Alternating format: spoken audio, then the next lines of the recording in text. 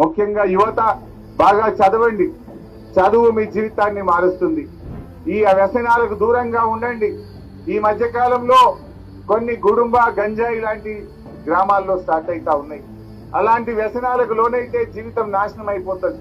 దయచేసి డ్రగ్స్ కానీ ఇలాంటి చెడు అలవాట్లకు దూరంగా ఉండండి. చదువుకోండి.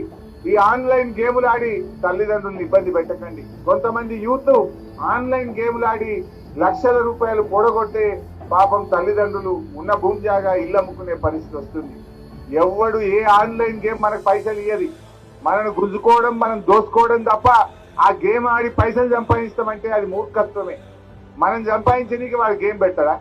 మనం దోసుకోనికి పెడతాడు వాడు. అందువల్ల యువత దయచేసి ఈ ఆన్లైన్ గేములు ఆడకండి.